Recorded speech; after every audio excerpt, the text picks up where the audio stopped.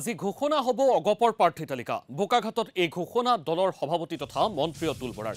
ধুবুৰীত প্ৰাৰ্থী তালিকা দুদিন পাছতহে ঘোষণা হ'ব বুলিও উল্লেখ কৰিলে অতুল বৰাই। বৰপেটা সমষ্টিত ফণীভূষণ চৌধুৰী প্ৰাৰ্থী হ'বনে নাই সেয়া স্পষ্ট নকৰিলে দলৰ সভাপতিগৰাকীয়ে।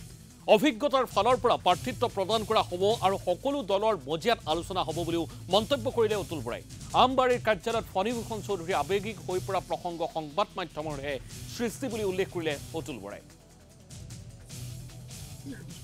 আজি কোৱাৰ কথা প্ৰাৰ্থী যিসকলক ঘোষণা কৰিবলৈ দিয়া হৈছে তেওঁলোকে ক'ব বুজিব। আমাৰ দলৰ যিসকল সৈনিক শৃংখলাবদ্ধ সৈনিক ইম'চনেলি হয়তো কথাটো তেনেকৈ ভাবিছে, কাৰণ ফণীদা দীৰ্ঘদিন ধৰি সেই সমষ্টিৰ পৰা MLA হৈ আছে। ভাবিছে ফণীদাকে দিব বা কাক দিব ঠিক হোৱা নাই। চবে নিজৰ নিজৰ মতামত নিজৰ নিজৰ সমৰ্থক হিচাপে কৈছে। গোটেইখিনি আলোচনা কৰি এটা সিদ্ধান্ত ডেফিনেটলি হ'ব আৰু সেইটো আমাৰ সতীৰ্থসকলে জনাই। কালি